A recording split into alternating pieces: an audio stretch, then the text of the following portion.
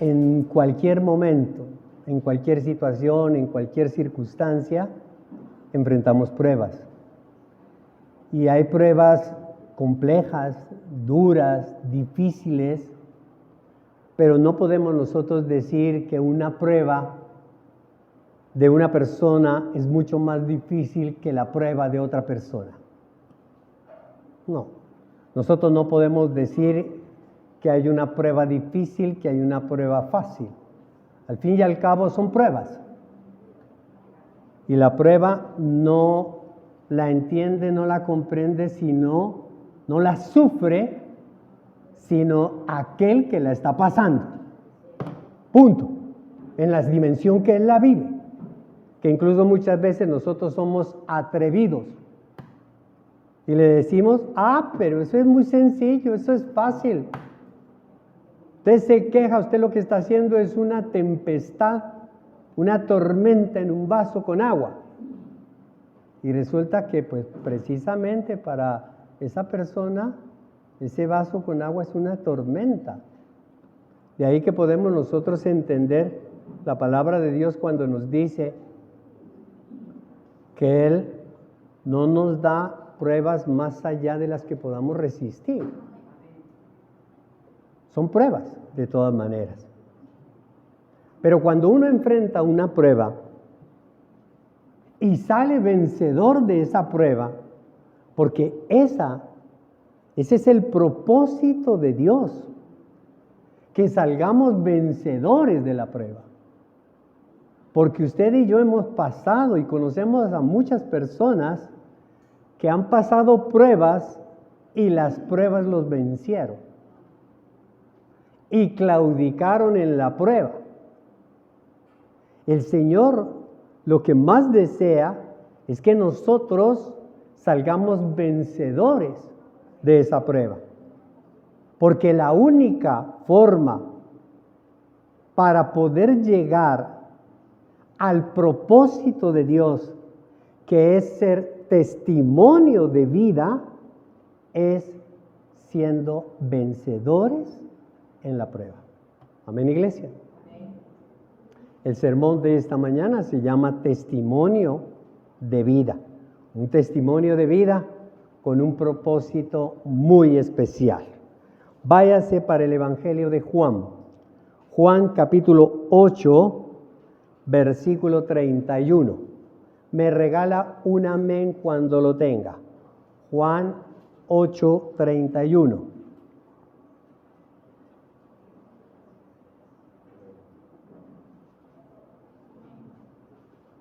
¿Lo tiene, iglesia? Escucho otro amén.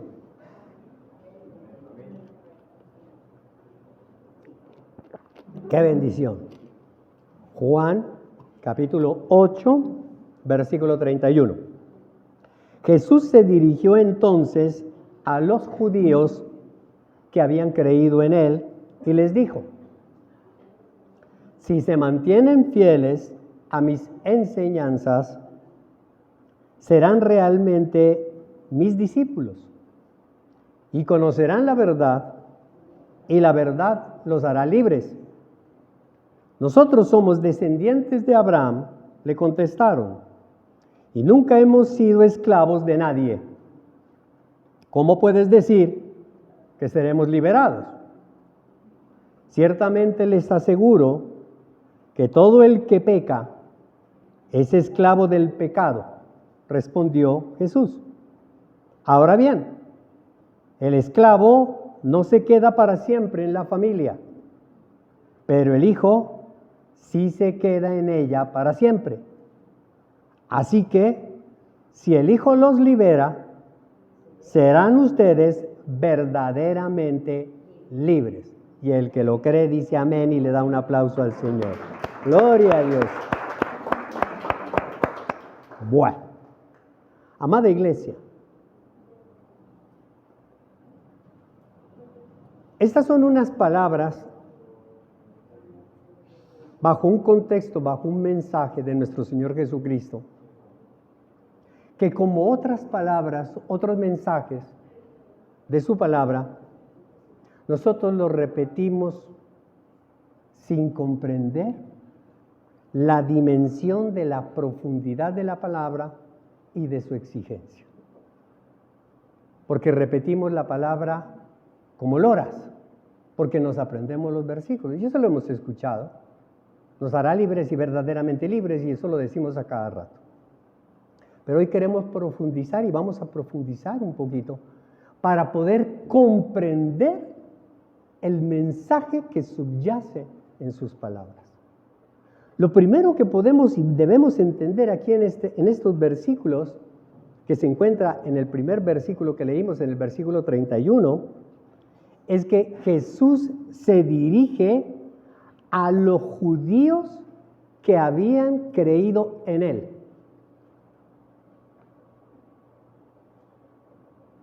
Jesús se está dirigiendo a aquellas personas que creen en Él.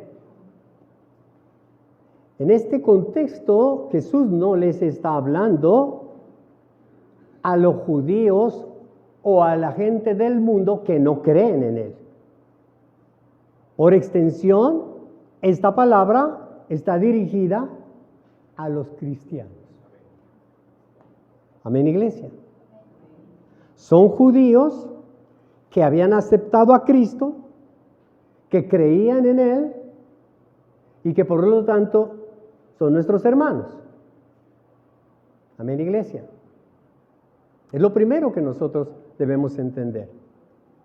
Y esto es así porque se dirige a los judíos cristianos y se dirige a los cristianos, a su iglesia, porque uno de los grandes problemas que tienen las personas cuando aceptan a Jesús, cuando se vuelven cristianos, es que quieren interpretarlo todo a su manera. Todo lo quieren interpretar, lo que está en la palabra de Dios, a su manera, incluyendo su fe. Incluyendo su fe. Y de ahí que frente a la palabra de Dios dicen, no, es que lo que yo pienso es esto. Es que lo que yo creo es esto otro. Es que lo que yo siento es esto.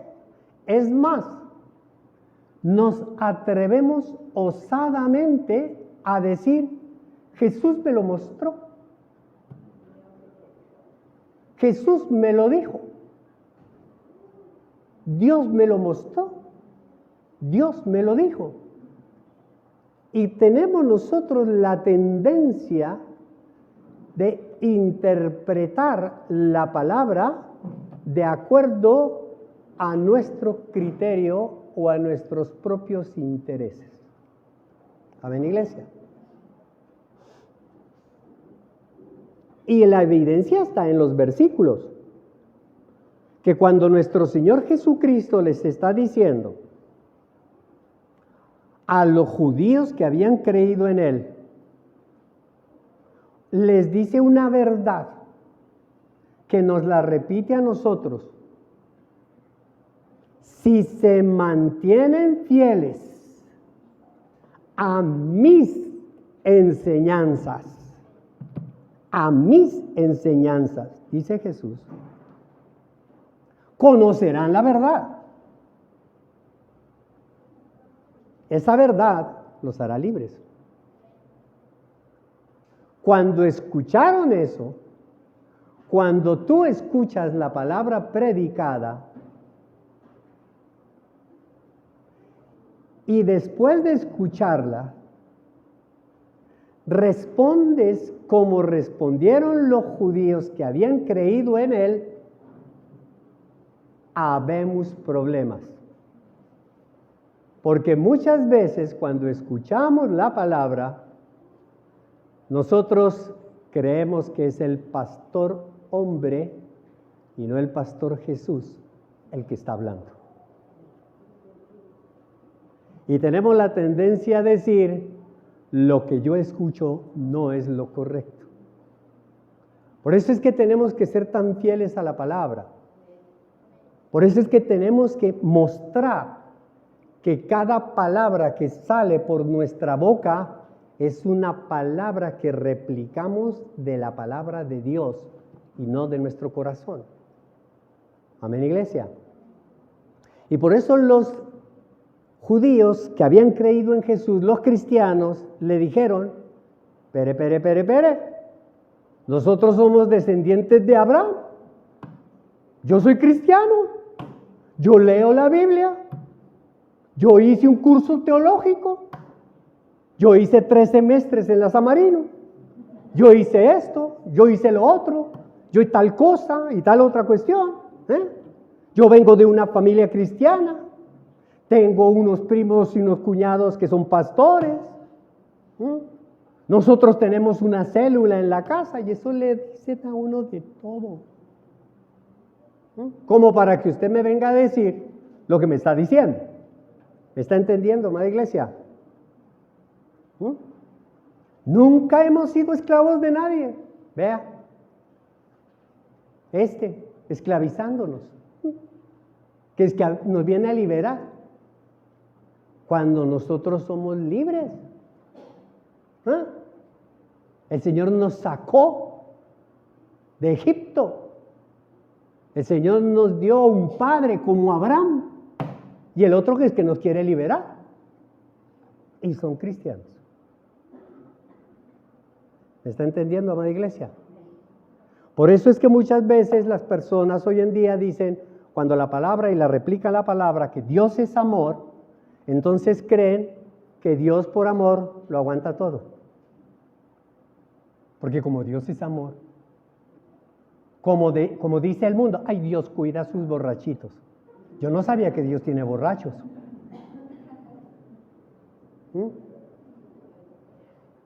Una de las más grandes perdiciones, dice la palabra de Dios, que lleva al infierno es la borrachera.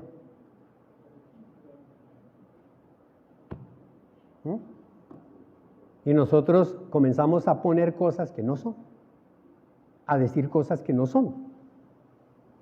Entonces, qué bueno que uno las vaya reconociendo, las vaya aceptando y vaya cambiando. Las vamos comprendiendo. ¿Qué estamos comprendiendo? Las enseñanzas de Jesús. Amén. Porque Él, con sus enseñanzas, nos hace hacer cursos de rehabilitación, de validación y de repetición. ¿Para qué? Para que aprendamos bien, para que nos graduemos bien, con honores, tesis laureada. De lo contrario, a repetir el kinder. Hay que repetirlo. Muchas veces decimos, todo lo puedo en Cristo que me fortalece. Y esperamos que Él sea el que haga el trabajo. Ya Él hizo el trabajo en la cruz, amada iglesia. ¿Qué más? Morir por nosotros. Pero no, nosotros terminamos orando y diciéndole, Señor, quítame la mentira. Señor, ¿cómo así que quítame la mentira? Pues quítela usted. No mienta más. Ay, Señor, Dios bendito, Dios todopoderoso, dame esto, dame lo otro, dame esta cosa, dame un trabajo. Y nosotros nos la pasamos diciendo, todo lo podemos en Cristo. Él es el que nos fortalece. Yo la conquisto por la que la conquisto. Vaya, Señor, conquístemela. Ponle en el corazón a esa mujer que me ame. ¿Perdón? Cambia a mi esposo, cambia a mi esposa, cambia a mis hijos. ¿Perdón? ¿Perdón? No, amada iglesia. Es cierto que estos judíos que habían creído en Él, como los cristianos de hoy en día, creen en su poder. Nosotros creemos en el poder de Dios. Digan amén si creen en el poder de Dios. Creemos en su amor. Yo creo en el amor de Dios. Yo creo en su misericordia. Creemos en la bondad de Dios. Creemos en la sabiduría. Creemos en la soberanía de Dios. Creemos en eso. Creen en eso. Pero no conocen la verdad. Es lo que le está diciendo nuestro Señor Jesucristo. No conocen la verdad. Si se mantienen fieles a mis enseñanzas, creerán en la verdad. No. Él no les dijo que era importante creer, sino conocer la verdad. Porque esa verdad es la que nos hace libres, la que nos libera. Y por eso es que no comprenden su propósito, el propósito de Dios en esta tierra. No lo comprenden, no lo entienden. Mucha gente que no entiende el propósito por el cual están en esta tierra, no entienden el propósito de Dios para usted en esta tierra. La gente se cansa, la gente se aburre, le pierde el sentido a la vida, ya no sabe para qué está viviendo, ya no sabe, porque toda su vida se le ha convertido en una rutina, en lo mismo, lo mismo, lo mismo y lo mismo. Y por allá adentro en el corazón hay algo que le está diciendo, ¿y para qué? ¿Y para qué todo lo que yo estoy haciendo?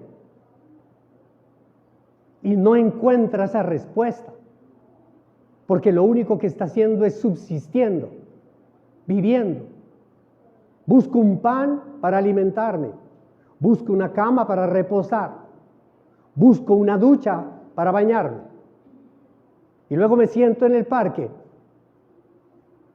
a ver pasar y pasar. Y mi vida, ¿cuál es el propósito? ¿Yo por qué estoy aquí? ¿Por qué Dios me trajo a mí a esta iglesia? ¿Cuál es la razón por la cual de tantas iglesias a las cuales yo he ido, Dios me tiene en esta? ¿Por qué hay algo que me fascina de esta iglesia? Hay algo que me gusta, que a pesar de que hay algo en mi corazón que me dice, no vayas, no vuelvas, no vayas, hay algo que me dice, ve, ve, ve. Y estas paticas llegan allá. ¿Por qué? ¿Cuál es el propósito, Señor, por el cual yo estoy en este trabajo? Hay cientos y miles de trabajos. ¿Por qué tú me pusiste en este trabajo? ¿Cuál es el propósito? ¿Cuál es la razón por la que yo estoy haciendo lo que estoy haciendo?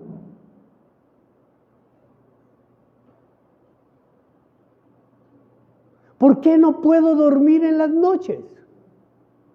¿Por qué me la paso volteando? Es que está haciendo mucho calor. No, es porque usted no sabe para dónde va. Ha perdido el sentido. Y ha perdido el sentido porque no conoce la verdad. Y por eso le pierde el sentido a su hogar. Ya pasa de la vida al hogar. Ya no le gusta nada. Ya no quiere hacer nada. Le encantaba cocinar y ahora qué pereza. Le encantaba lavar y ahora qué pereza. Le encantaba llegar a su casa y ahora qué pereza. Yo no quiero ir para la casa. Qué aburridera. Y si llego a la casa, ¿sabe a qué llego? A tirarme en la cama a dormir. Porque no quiero saber de nada. ¿Y por qué? Porque no sé para dónde voy.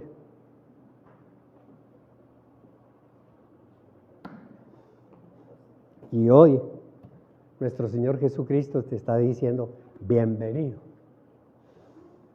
Porque te voy a mostrar lo que tienes que hacer. Porque quiero liberarte de todos esos velos, de toda esa terquedad, de todo ese orgullo. Amada iglesia, la gente termina juzgándolo todo, criticándolo todo. Critican la casa, critican al esposo, critican la esposa, critican los hijos, el frío, el calor. Ya se ha dado cuenta que empezamos a criticar hasta el asiento donde nos sentamos. Este asiento está duro, ya no le gusta el asiento, no le gusta el cojín, ese televisor ya no funciona, este celular esto que lo tiro, eso, todo, le aburre todo, no le encuentra sentido. Y entonces empiezan a buscar en otro lado y pues no saben qué es lo que están buscando. Como muchas veces nos pasa a nosotros, ¿no? Yo tengo ganas de algo, pero no sé de qué. Ay, yo tengo ganas de algo, pero no sé. Y mi esposa me dice, ay, digo, y ahora, sobre todo en estos días, yo digo, ay, tengo ganas de comer algo. ¿Qué? No sé. ¿Quieres esto? No. ¿Quieres esto? No. ¿Quieres esta cosa? No. Esto, ya sé. Esto, no, qué asco. No. ¿Pero qué quieres? No sé. Esa es nuestra vida. Increíble. Y por eso comienzan a vivir y a habitar esta tierra como zombies. Con hábitos tradicionales. Miren los judíos, volviendo a la tradición y con apariencias. Solo aparentamos. Amén, gloria a Dios. No tenemos ni idea. Pero en los versículos que acabamos de leer, Jesús expresa un gran deseo. Él tiene un gran deseo. El deseo de brindarte una verdadera liberación. Para que conozcas la verdad. Porque para conocer la verdad hay que liberar. La gente no puede llegar a conocer la verdad si Él no te libera. Queremos conocer la verdad pero sin liberarnos. Queremos llegar a conocer el cielo sin pagar el tiquete. No. Y el tiquete, es más, no tenemos que meter la mano al bolsillo y comprar el tiquete. El tiquete lo único que tenemos que hacer es ir y reclamarlo, aceptarlo. El tiquete ya está pagado. Pero no queremos ni tomarnos el trabajo de ir a aceptarlo. Decirle, necesito el tiquete, necesito la gracia para entrar al reino de los cielos. Ni eso queremos. Ahora la pregunta es, ¿tú deseas ser liberado? Porque, acuérdese, la oración que nosotros hacemos aquí, antes de recibir la palabra, la disposición en el corazón.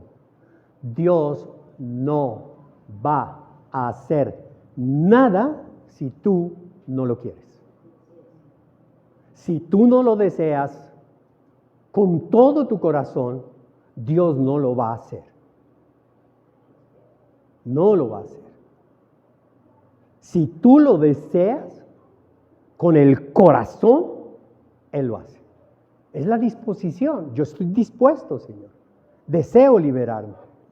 Y la otra pregunta sería, ¿y sabes de qué quiere liberarte? Porque ahí está el problema. Es que usted tiene que cambiar.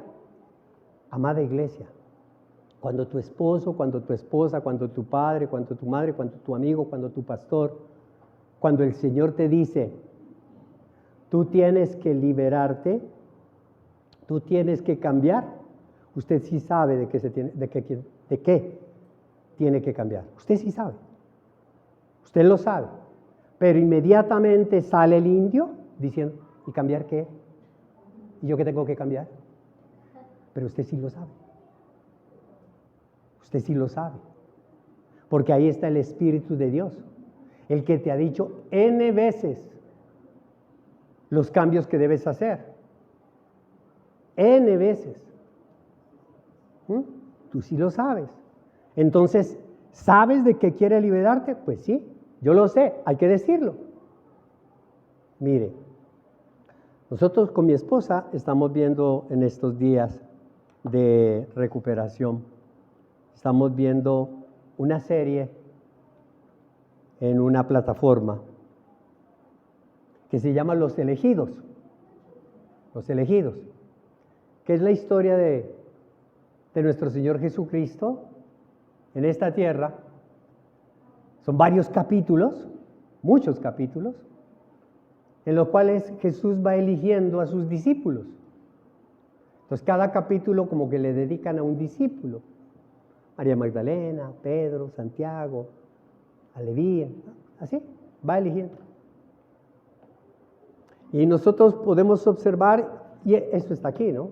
No necesita ver la serie de Los Elegidos para darse cuenta. Y nosotros vemos que cuando Jesús se acerca a las personas y los llama y les dice, sígueme, y empieza a elegir a las personas responden de diferentes maneras. Hay unos que hacen muchas preguntas. ¿Y para qué? ¿Y a dónde me llevas? ¿Y qué vas a hacer? ¿Y cuándo lo vas a hacer? ¿Y cómo lo vas a hacer? Y Jesús siempre con una paciencia magistral. Yo lo ahorco con una paciencia magistral. Les empieza a decir que todo tiene su tiempo, que lo único que tienen que hacerlo es seguirlo, porque Él los ha elegido. Tú sígueme nomás. Y pues sí, y lo van siguiendo atrás. Hay otros, en cambio, que apenas lo escuchan y le dice, Mateo, Leví, sígueme. Listo, vamos. Y el otro dice, ¿y para dónde? No sé, pero hay que seguirlo. ¡Ah! ¡Qué belleza! Hay otros que, no, mi hermano, ¿y el trabajo? ¿Y la casa? Mire todas esas vaquitas, mire todas esas ovejas que tengo que cuidar, que tengo que peluquear, que tengo que trasquilar. No, imposible. Quizá de pronto cuando regreses, entonces nos vemos a ver y te ayudo. No, es que yo no te estoy pidiendo ayuda. Yo te estoy diciendo que me sigas. No, estoy muy ocupado. Amén, iglesia. Lo que tenemos que tener en cuenta es que todos somos elegidos. Todos. Todos somos elegidos. No hay absolutamente nadie sobre la faz de esta tierra que no haya sido elegido. Todos.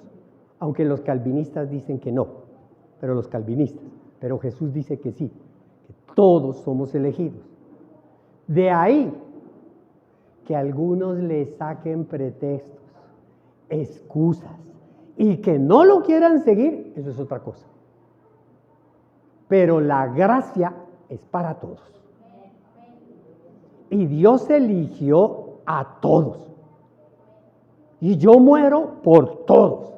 Por el más pequeño, el más grandulón, el más flaco, el más gordo, el más blanco, el más negro, el más bueno y el más malo. Por todos. Todos somos elegidos. La pregunta sería, ¿por qué somos elegidos y para qué somos elegidos?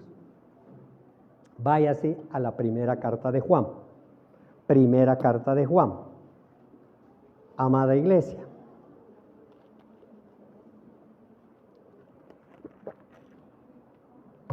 Esta palabra que yo les voy a leer y todas las subsiguientes creo que serán varios sermones. Esta palabra yo la recibí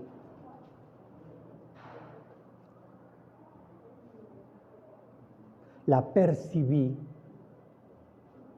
la noche del 15 de diciembre. La noche en que lo que viví fue un infierno. El dolor tan insoportable que yo sentí, viví la noche del 15 de diciembre.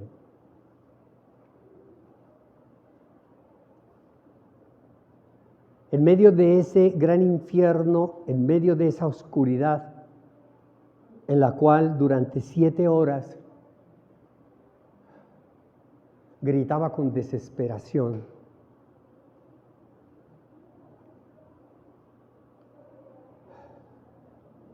recordaba haciendo el sermón, no en ese momento del 15, sino ahora haciendo el sermón, que yo le repetía al Señor las mismas palabras que le había dicho Elías en una oportunidad, las mismas palabras que un día se las dijo Jonás.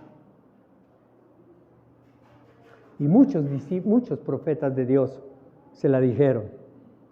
Y esa noche del 15 de diciembre yo le decía a Dios, Señor, quítame la vida. Quítame la vida. Yo esto ya no lo soporto más. Mi cuerpo no aguanta más. Gritaba, lloraba. Todo el piso de la clínica, los enfermeros, los médicos entraban, salían. Mi esposa se desesperaba. Una angustia existencial.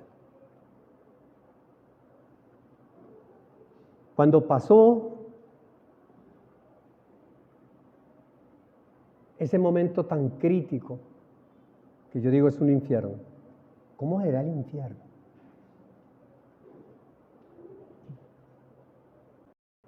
El 27 de diciembre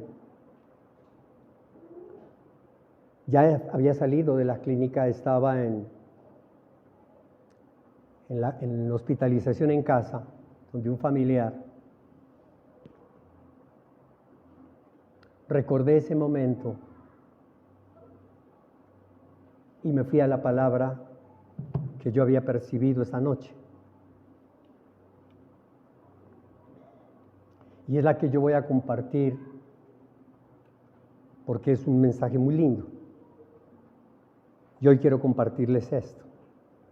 En la primera carta de Juan, en el capítulo 1, yo solo le pido al Espíritu Santo que nos dé discernimiento y sabiduría para poderlo enseñar y que nos dé discernimiento y sabiduría para poderlo comprender. Capítulo 1, versículo 1, escuche. Lo que ha sido desde el principio, lo que hemos oído, lo que hemos visto con nuestros propios ojos, lo que hemos contemplado, lo que hemos tocado con las manos, esto les anunciamos respecto al verbo que es vida. Cuando nosotros nos devolvemos, ahorita sigo, les explico esta primera parte. Cuando nosotros nos vamos al Evangelio de Juan, en el capítulo 1 del Evangelio de Juan, en el versículo 1 nos dice, el verbo estaba con Dios. En el principio, el verbo estaba con Dios y el verbo era Dios. ¿A quién se está refiriendo con la palabra verbo? A nuestro Señor Jesucristo. Y aquí estamos viendo que el verbo, que es vida. Si tú tienes a Cristo en tu corazón, tienes vida. Si yo le digo, quítame la vida, quítame a Jesús.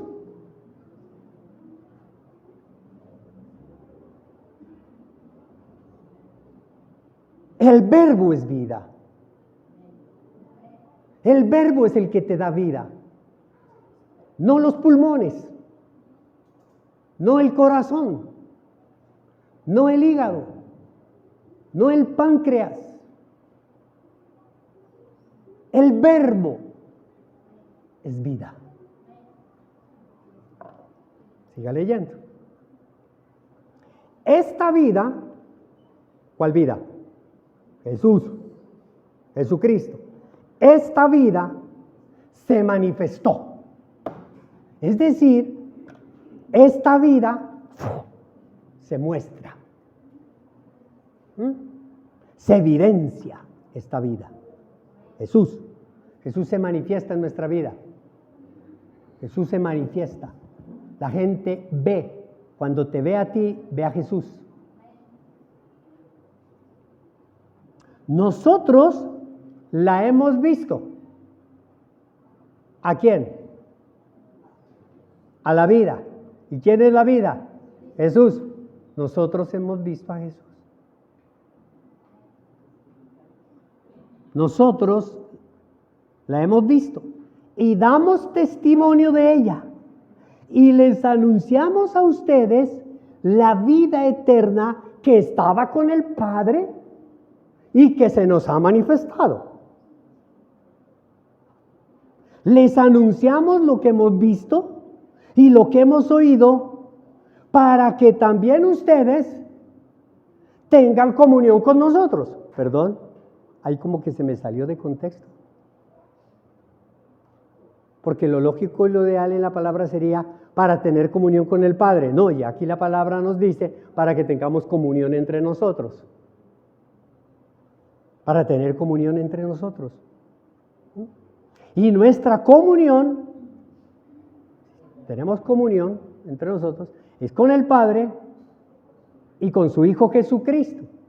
Así termina en el versículo 4 diciendo que así, si lo creemos y lo aceptamos a vida, nuestra alegría será completa. Entonces, amada iglesia, somos elegidos para anunciar que el único que nos da vida es el Verbo, vida eterna. Y que solo podemos dar testimonio de Él, solo podemos dar testimonio de Él cuando Él se nos ha manifestado. Es decir, cuando lo hemos visto, cuando lo hemos tocado, cuando lo hemos contemplado. Porque usted no va a poder hablar de lo que no ha visto, de lo que no ha contemplado. Si usted no lo ha visto, muy difícilmente podrá dar testimonio de él. Y si lo hemos visto, lo hemos oído, lo hemos tocado con nuestras propias manos, lo hemos contemplado, entonces lo conocemos. Y conocerán la verdad. ¿Me está entendiendo? Y van a conocer al Verbo, y van a conocer la vida, y Él les da libertad. Amén, iglesia. Solo así podemos tener comunión con el Padre y con Jesucristo, cuando conocemos la verdad. Si no la conocemos la verdad, papito, hemos perdido el año.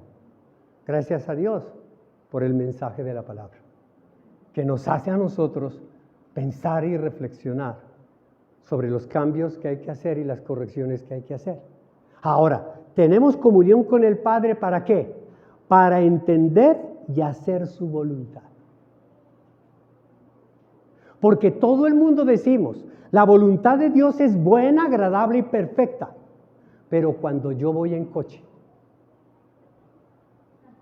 no cuando yo estoy pasando un infierno, no cuando yo estoy pasando una prueba, no cuando yo estoy gritando. Cuando empiezo a entender y Dios me está hablando en ese infierno, que debo pasar por ese infierno, empiezo a decirle, esto también pasará. 1, 2, 3, esto también pasará. Señor, no me sueltes de la mano. Señor, no me sueltes de la mano. Señor, no me sueltes de la mano.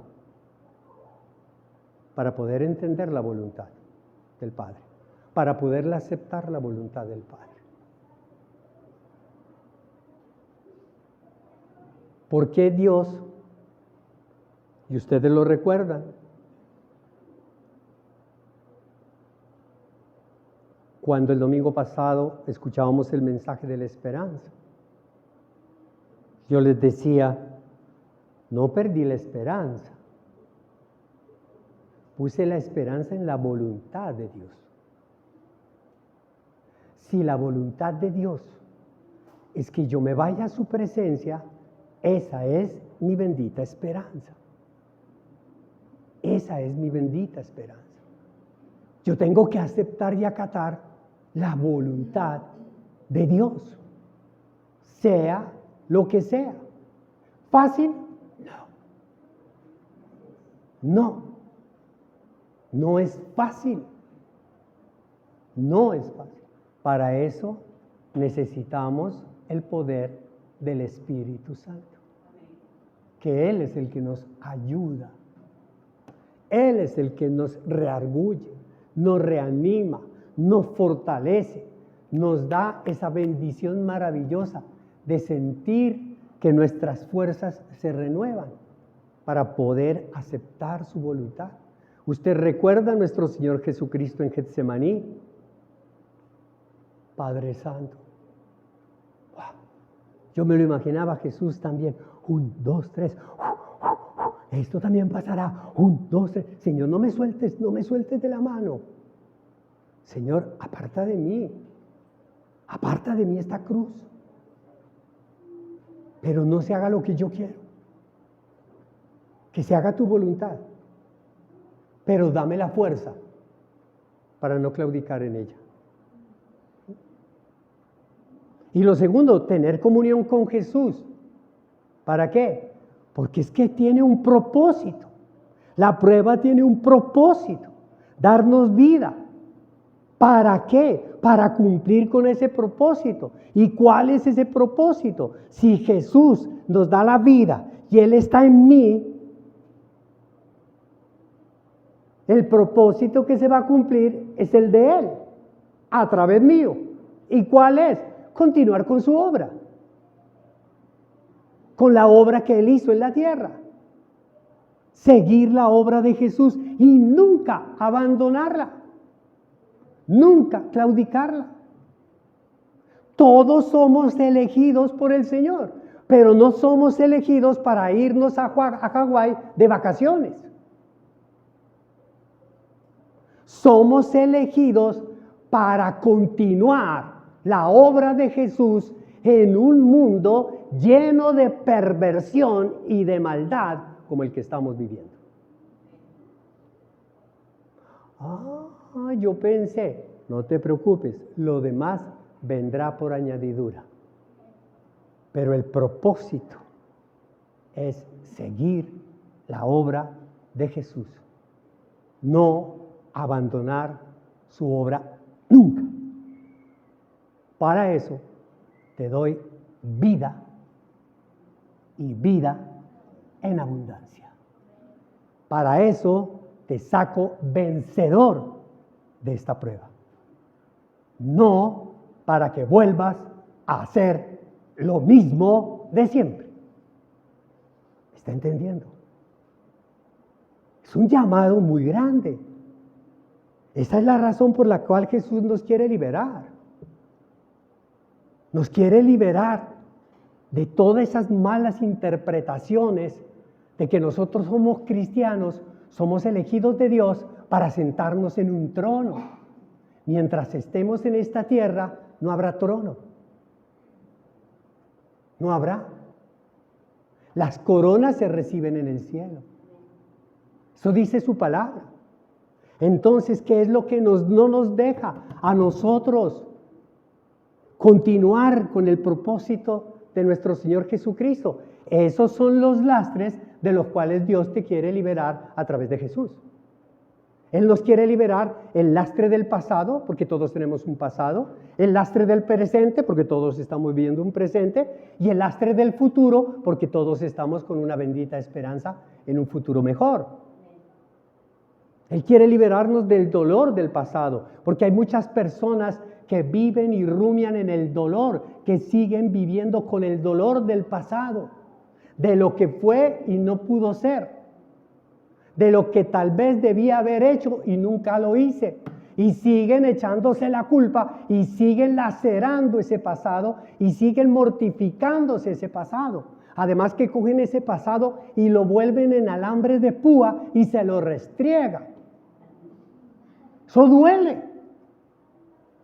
Y el Señor dice, yo te quiero liberar de ese pasado, ya no más, no te eches más culpas, no rumies ese pasado, no lo rumies. Mire, usted no sabe lo que se siente, pero cuando en un momento determinado de la cirugía, yo me di cuenta que tenía una sonda, pues tenía 300,000 sondas por todo lado, pero una de las sondas que yo tenía, la tenía por la nariz y me entraba por acá hasta el estómago y era la que más me mortificaba, una de las que más me mortificaba. Tenía que respirar, y sentía toda una cantidad de cosas. No podía comer, por supuesto, todo. Entonces yo le decía al doctor que me quitara, ¿sí? Que me quitara. Quítemela, doctor. Dijo, no se la puedo quitar. No, eso es imposible. No, unos días más. Y la perseverancia en eso es durísimo. Hasta que llegó el día y me dijo, mañana te quitamos la sonda de la nariz. ¡Wow! ¡Wow! ¡Qué alegría! Me van a liberar de esta tortura. Me van a liberar de esta tortura.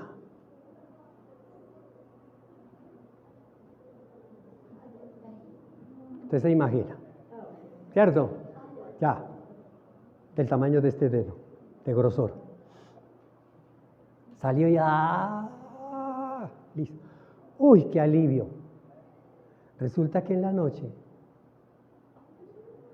los líquidos del estómago comenzaron a subir y me quemaron todo el esófago, la garganta, la boca y se me deshacía la boca. Los jugos gástricos comenzaron a subir porque ya no tenían la sonda para salir. ¿Me explico? Ese es el pasado.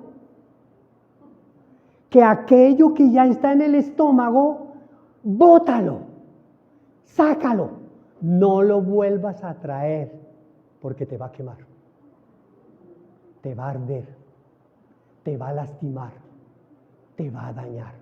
De ese lastre es el que nos quiere liberar el Señor. Y ese lastre del pasado te trae depresión, te trae amargura, te trae ira, te trae rabia y empieza a dañar lo que tú has venido construyendo durante tanto tiempo, se empieza a dañar. En lugar de ir construyendo, se va destruyendo todo lo poco que hemos construido.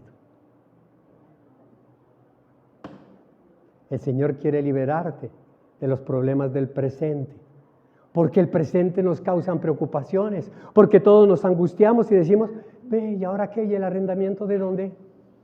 ¿Y la platica, y ahora de dónde? ¿Y de dónde voy a hacer esto? ¿Y de dónde voy a hacer esta otra cosa? ¿Y cómo voy a tener esto? ¿Y voy a hacer esta vaina? No puedo, y vivimos preocupados.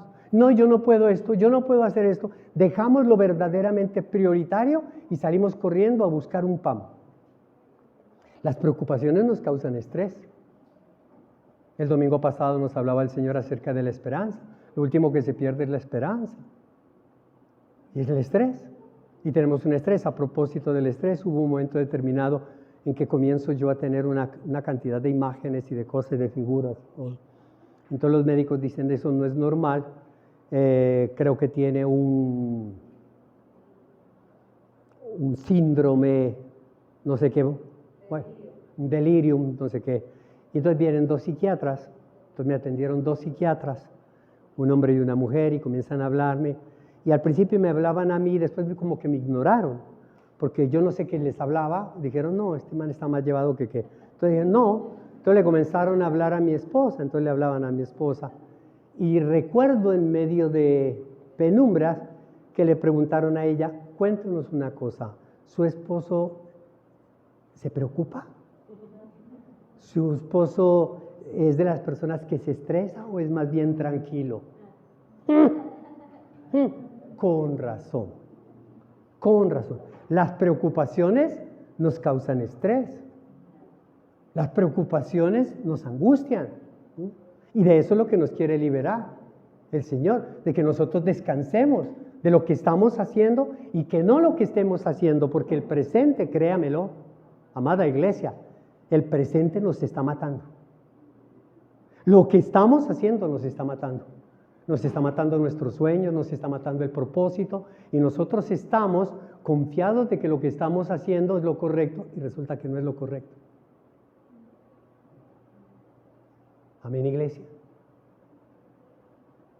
Nos quiere liberar del lastre, del pesimismo que nos trae el futuro. Porque obvio, si tú vienes lleno de amargura, lleno de esos de esos líquidos amargos, de esa bilis amarga que es el pasado. Vienes tú lleno de eso y lo traes siempre, siempre lo traes, siempre lo traes. Te está matando.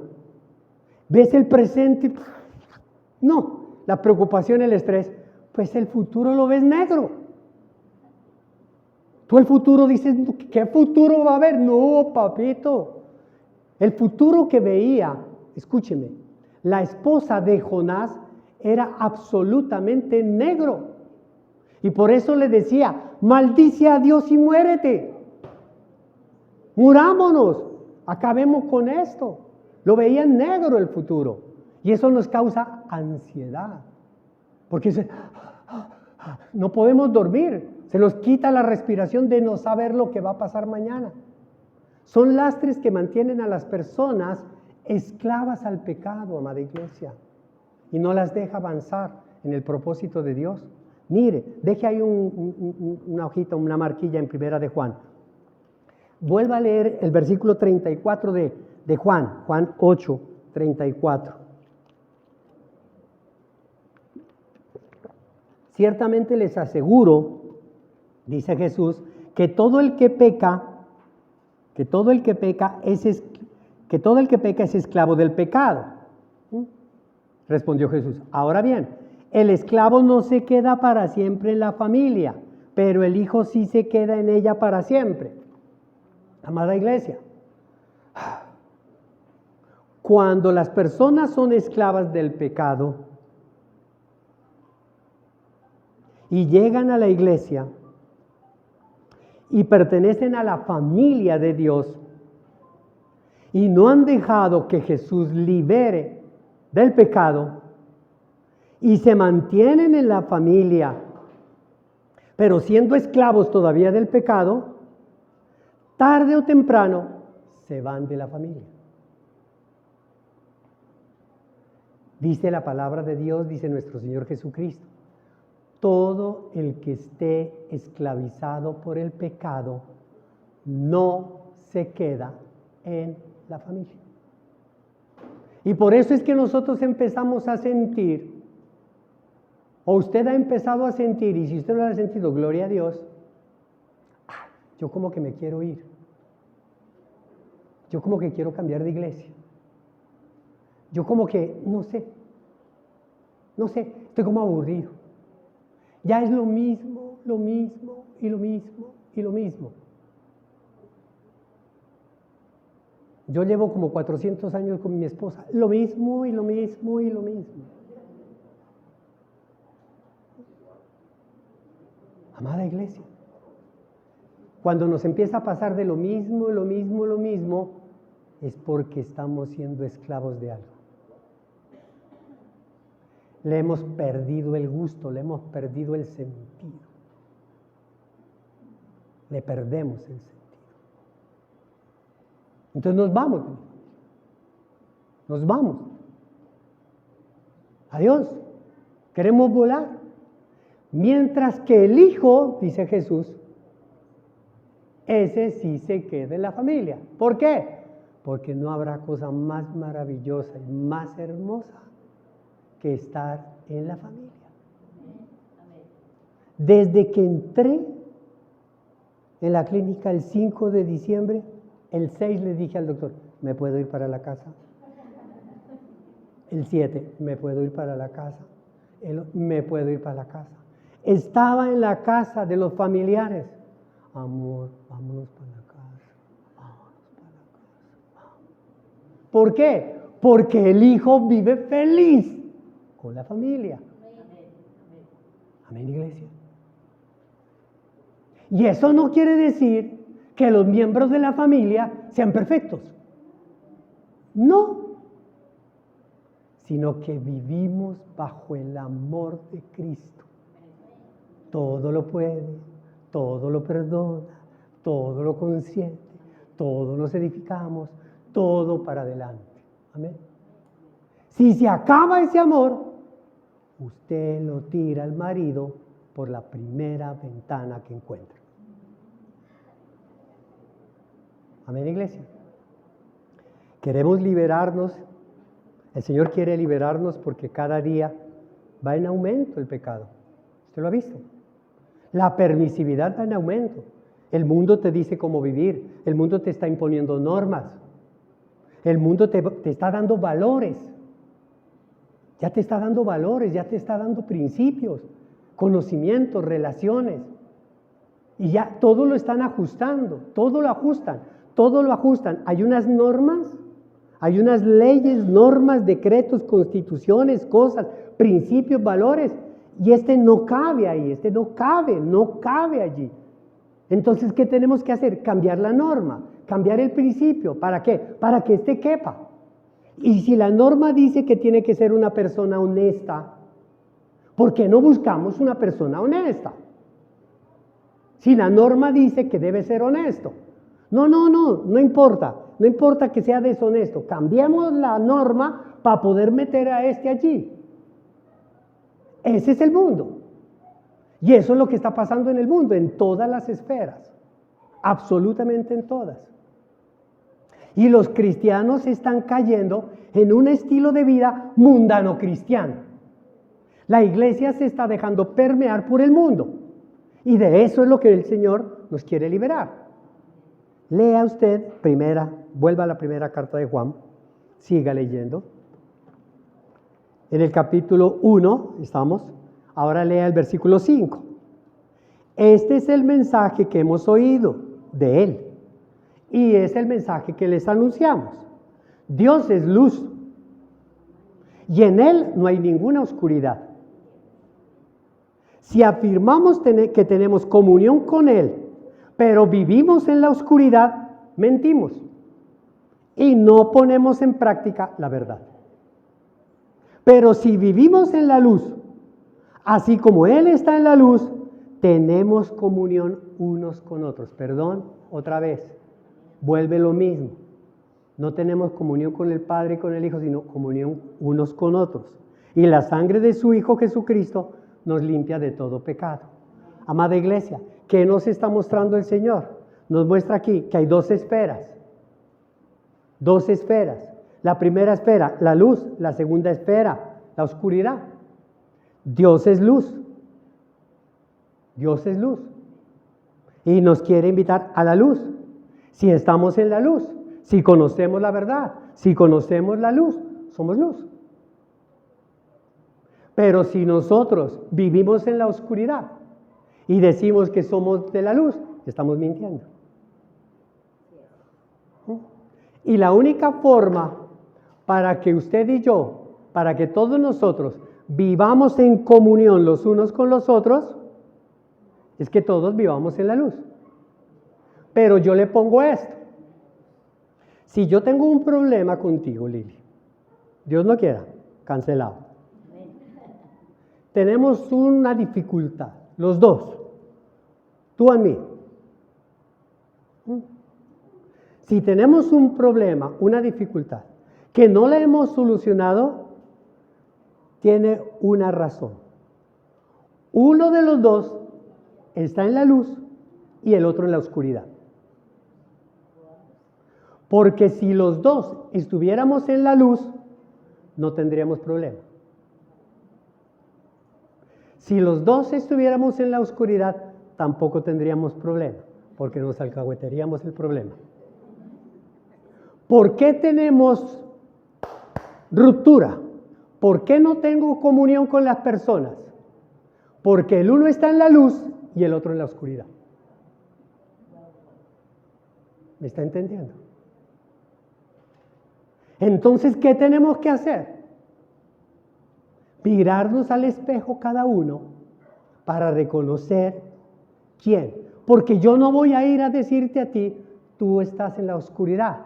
Porque Lili, tú no vas a venir a decirme a mí, tú pastor estás en la oscuridad. No, tú tienes que darte cuenta o yo me tengo que dar cuenta. Y cuando yo me doy cuenta, yo voy donde ti te digo, tenías razón, perdóname. Amén. Y vamos a volver a tener comunión. Pero si no, amada iglesia, si no lo hacemos, porque el gran problema es la terquedad del corazón. El gran problema es la soberbia, es el orgullo que tenemos nosotros en el corazón. Pues eso no te va a dejar reconocer que estás lleno de pecado, que estás lleno de inmundicia. No te deja reconocer. Y por eso es que siempre esperamos que sea el otro el que dé el paso. Aun cuando nosotros sabemos, porque el Espíritu Santo nos lo ha dicho, que estamos actuando mal, no lo hacemos porque más puede la soberbia, el orgullo, que la humildad de reconocer que no estoy obrando bien, no estoy actuando bien. ¿Y por qué pasa eso, amada iglesia? Porque no conozco la verdad. Creo en la verdad, pero no la conozco. Porque no la he palpado, porque no la he sentido, porque he tenido muchas pruebas, muchos dolores y nunca he salido vencedor. Por eso es que me mantengo así. Mire lo que dice la palabra de Dios, siga leyendo. En el versículo 8. Si afirmamos el orgullo, la terquedad, que no tenemos pecado, nos engañamos. Primera de Juan, capítulo 1, versículo 8. Si afirmamos que no tenemos pecado, nos engañamos a nosotros mismos y no tenemos la verdad. Pero si confesamos nuestros pecados, Dios, que es fiel y justo, nos lo perdonará y nos limpiará de toda maldad. Sencillo. Si afirmamos que no hemos pecado, lo hacemos pasar por mentiroso y su palabra no habita en nosotros. Su palabra, ¿y qué es la palabra? El verbo, ¿y qué es el verbo? La vida. O sea que no tenemos vida. Somos zombies. ¿Me está entendiendo? La única forma para apartarse del pecado es conociendo la verdad. Ahora, ¿cómo nosotros sabemos en este pequeño problema que tenemos? ¿Cómo sabemos quién conoce la verdad? ¿Cierto? ¿Cómo sabemos? ¿Cómo sabemos? La palabra de Dios nos ayuda a dimitir. Porque nosotros nos podemos quedar pensando y decir, bueno, dejemos que Dios nos hable y nos puede coger el juicio final. ¿No? Porque la palabra de Dios dice que la palabra en sí mismo es un espejo y que nos debemos examinar a la luz de la palabra de Dios. Entonces la palabra de Dios nos ayuda para poder entender quién de los dos conoce la verdad. ¿Dónde está eso, pastor? Ahí en la primera carta de Juan, en el capítulo 2, en el versículo 3. ¿Cómo sabemos si hemos llegado a conocer a Dios? ¿Cómo sabemos si hemos llegado a conocer la verdad? ¿Cómo sabemos si estamos diciendo que es la verdad? Si obedecemos sus mandamientos. Listo. Ahora sí examinémonos. Examinemos nuestros actos. Examinemos. Veamos si nosotros estamos caminando en obediencia. Si estamos obedeciendo. El que afirma lo conozco, pero no obedece sus mandamientos es un mentiroso y no tiene la verdad. En cambio, el amor de Dios se manifiesta plenamente en la vida del que obedece su palabra. De ese modo, sabemos que estamos unidos a Él. Cuando se manifiesta Cristo Jesús en la vida del que obedece. El que afirma que permanece en Él debe vivir como Él vivió. Y vivir como Jesús, como Él vivió, es ser testimonio de vida. Es el testimonio de vida. Tu testimonio habla. Tus actos hablan de que Cristo está en tu corazón. El testimonio de vida acaba con toda excusa y da la imagen de un verdadero discípulo. Para que usted me entienda, amada iglesia, ya vamos a terminar. No es posible asistir a la iglesia. Y esto lo digo, amada iglesia, porque la realidad de la confrontación en ese infierno fue muy dura. Muy dura. Porque tenía muchos lastres en mi corazón. porque tenía muchas cosas y yo tenía que pasar por esa prueba. Y vendrán muchísimas otras pruebas, muchas más pruebas. Y como yo le he dicho todos estos días, Señor, gracias. Gracias por haberme hecho pasar por eso. Gracias. Porque hoy te valoro más. Porque hoy valoro más la vida eterna. No es posible asistir a la iglesia y tener conflictos en la familia, tener problemas familiares, tener una familia dividida, unos que sí, otros que no. No es posible hablar del Evangelio cuando somos inconstantes y a veces sí vamos, a veces no vamos. La disposición no es permanente para adorar y alabar al Señor, no, cuando pueda yo voy, cuando tenga yo doy. Siempre tendremos excusas, siempre tendremos disculpas. No es posible poder predicar el Evangelio cuando nosotros nos estamos relacionando con el mundo y nos estamos dejando envenenar por el mundo. Cuando no hay perdón, ¿cómo?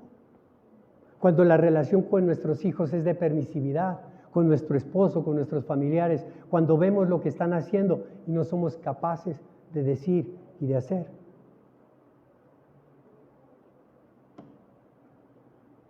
Hay que decirlo, hay que hacerlo.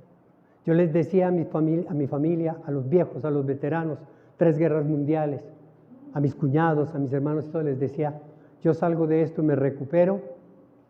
Nosotros nos hemos reunido con la familia para muchas cosas, para muchas fiestas, para muchas reuniones, para compartir muchas cosas. Y yo les decía a ellos, ahora que yo me recupere toda la cuestión, voy a hacer una reunión con todos mis sobrinos. Todos los sobrinos. Me llamaron todos los sobrinos, en todas partes donde estaban. Qué bendición. Pero voy a hacer una reunión con todos mis sobrinos. Y como vienen por ahí en el mes de junio, entonces va a ser la oportunidad. ¿Por qué? Porque quiero hablarles. Quiero darles un testimonio de vida. Porque nuestros jóvenes no se dan cuenta que están caminando al desastre. Y que si Dios nos deja pasar una prueba y salimos vencedores de esa prueba, es para que seamos testimonio de vida para otros. Hay que ser testimonio de vida. Hay que anunciar, no hay que ser permisivos con el pecado. No podemos nosotros dejar que este mundo acabe con los pocos santos y creyentes que hay en el mismo mundo. Por el contrario, en lugar de que el mundo influya en nuestras vidas, nosotros debemos ser influencia para el mundo. Debemos influir, debemos incidir.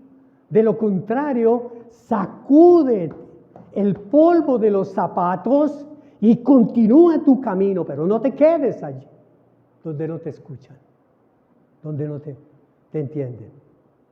¿Cómo puede uno vivir una semana? Mañana lunes, hoy empieza la semana. Pero ¿cómo podemos vivir? Piénselo. Porque de eso es lo que se trata, de pensar, de reflexionar a la luz de la palabra. ¿Cómo podemos vivir una semana, mañana lunes, mintiendo, engañando? Con una cantidad de acciones contrarias a la palabra de Dios.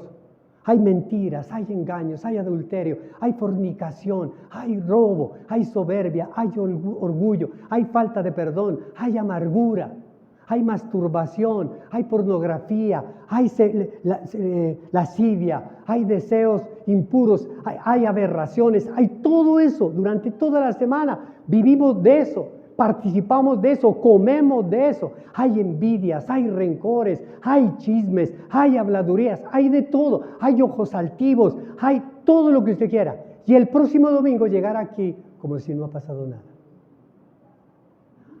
Te adoro, te alabo, Señor. ¿Cómo podemos hacer eso?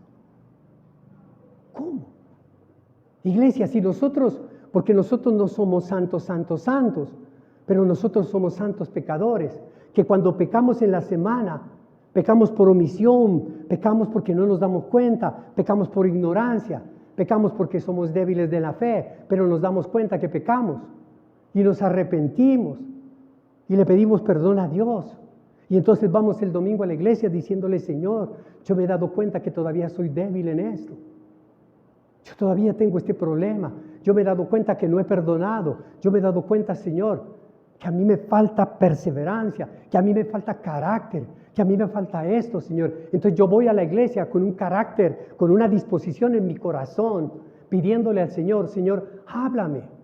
Háblame a través de tu palabra, dame la fuerza a través de tu palabra, muéstrame la verdad, dame la verdad para poderme enfrentar, para poder decir las cosas. La palabra de Dios nos dice que nosotros no debemos hablar por emocionalidades, el Espíritu de Dios es el que nos hace hablar a nosotros.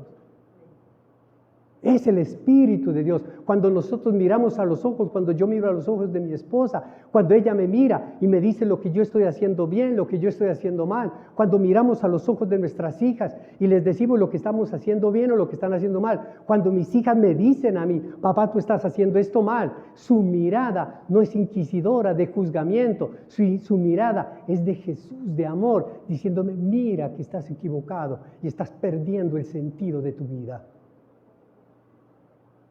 Estás perdiendo el sentido de tu hogar, de tu familia, el propósito de tu vida, porque el Señor nos ama. Y por eso venimos a la iglesia diciéndole, Señor, háblame. Yo no vengo y no debemos venir a juzgar, a criticar, a decir, otra vez lo mismo, qué calor, qué frío, qué largo, qué ancho. No, amada iglesia. Debemos venir nosotros buscando el arrepentimiento, mostrando, Señor, yo tengo dolor en mi corazón. Dolor en mi corazón. Usted no se alcanza a imaginar durante esas 7 horas todo lo que yo me arrepentí. Me arrepentí hasta de lo que no había hecho. Todo. Pero ¿por qué tenemos que pasar por esa situación? Ahora no tenemos la certeza y la seguridad de que si pasamos por una prueba vamos a salir vencedores. No tenemos esa seguridad. No tenemos esa seguridad. Entonces, amada iglesia, cada día, cada domingo, cada devocional, cada oración, hay que ser testimonios. Hay que quitarnos esa religiosidad de los cristianos judaicos, donde todo lo vuelven tradición, donde yo quiero es esto, quiero mostrar esto, quiero esta cosa, quiero enviar, quiero anuncio, todo lo que quiera, pero mi vida es un desastre. Mi vida es un desastre. Comencemos por nosotros mismos. Comencemos nosotros a ser testimonio de vida.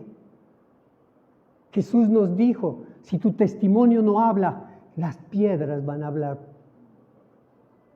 Nosotros tenemos que cerrar un poquito el pico y dejar que nuestro testimonio sea el que hable. No podemos seguir actuando así, iglesia. O somos o no somos. Por lo tanto, debemos vivir como Él vivió, con un testimonio de vida, ser un testimonio de vida. Muy cortico para terminar, ¿usted recuerda a José? ¿Recuerda a José, el hijo de Jacob? José se pudo haber ahorrado muchos problemas. Muchísimos problemas. Muchísimos. José, si usted mira en la historia de José, José pasó todos los problemas que pasó porque hacía ver, mostraba el pecado de sus hermanos. Porque siempre les decía que sus hermanos estaban actuando mal. Todo el desastre sobre la vida de José vino por eso. Sus hermanos les decían sapo. Sapo. Chismoso. José se pudo haber ahorrado ese problema. Si José les hubiera alcahueteado,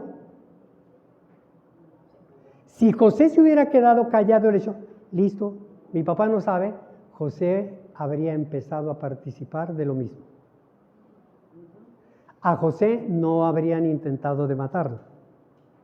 A José no lo hubieran tirado en una cisterna. A José no lo hubieran vendido. José no hubiera sido llevado a Egipto. José no hubiera sido esclavo del Potifar. A José no lo hubieran encarcelado. Se hubiera ahorrado todos esos problemas. Pero no se hubiera hecho el propósito de Dios. el propósito de Dios no se habría hecho. El propósito era que sufriera, que pasara por lo que pasara. Porque si José les alcahueteaba, todos hubieran muerto en Israel. Todos habrían muerto, porque hubo una gran sequía. Hasta ahí quedaba, se acabó. Y no solo eso, nunca hubieran ido a Israel a Egipto. Nunca habrían salido de Egipto. Nunca habría habido las 10 plagas. Nunca les hubiera dado los 10 mandamientos. Nunca les hubiera dado la promesa del Jordán. Es decir, se acababa todo el propósito de Dios porque este pinche desgraciado estaba alcahueteándole a los hermanos. ¿Me entendió? Se tiró la vida. Se tiró la vida. La verdad te hará libre. La verdad. La verdad. Y, ay no, pero es que mis hermanos, ¿cómo terminaron José con sus hermanos? ¿Disgustados? ¿Lo querían matar? ¿Lo querían hacer esto? Abrazándolo y vivieron felices y comieron perdices. ¿Cómo terminó la disputa entre Esaú y Jacob? ¿Cuándo? Cuando se dijeron la verdad. ¿Cómo terminó la relación entre David y Dios? Cuando Natán le hizo ver y le quitó el velo a David de que estaba obrando mal. Si lo dejan hacer lo que le da la gana porque es el rey, de la casa de David no hubiera nacido el Mesías. Hay argumentos los que quiera para entender la importancia de la verdad. Cuando Jesús reina en nuestra vida, cuando se llena la presencia de Él, se llena nuestra vida, Él nos transforma, Él nos cambia. Con su ayuda decimos no al pecado y sí a la voluntad de Dios. Dios está buscando personas fieles a quien bendecir. En Segunda de Crónicas, capítulo 16, versículo 9, para aquellos que anotan, Segunda de Crónicas 16, 9, dice que Dios recorre su mirada, con su mirada recorre toda la tierra buscando personas fieles a quien bendecir. Levante la mano cuando pase la mirada de Dios. Aquí estoy, Señor, aquí estoy, porque Él recorre la mirada y pasa por nuestra casa y salta. ¡Tim! Porque Él está buscando personas fieles, dice Segunda de Crónicas 16, 9.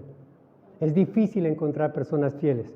En el mismo Proverbios, en el capítulo 20, este sí se los leo, Proverbios 20, porque es una reflexión muy grande. Son muchos los que proclaman su lealtad, son muchos los que proclaman a Cristo, son muchos los que proclaman el amor de Dios al mundo. Proverbios 26. Pero ¿quién puede hallar a alguien digno de confianza? Solo el que pasa la prueba. La fidelidad es la clave para la liberación. Si se mantienen fieles a mis enseñanzas, yo los liberaré y serán testimonio de vida. Por eso, amada iglesia, en esta mañana yo te animo en lo que estés pasando. Yo no sé lo que tú estás viviendo. No sé lo que tú vives, no sé lo que tú estás sintiendo, no sé qué es lo que te está atragantando allí, pero no lo aguantes más. No pierdas más, ni el tiempo ni nada. Deja todo eso, deja. Yo te animo a que no claudiques, es una prueba, pues listo, pasa la prueba, pero pásala con obediencia, pásala con fidelidad. Si hay que hacer lo que hay que hacer, hay que hacerlo y hay que mostrarle. No solo a nuestra familia, a nuestra iglesia, sino al mundo entero. Hay que mostrarle que somos testimonio de que Cristo Jesús, la verdad, vive en nosotros. Y solo así recibiremos vida eterna. Y el que lo cree, dice amén y amén. Y le da un aplauso al Señor. Gloria al Señor.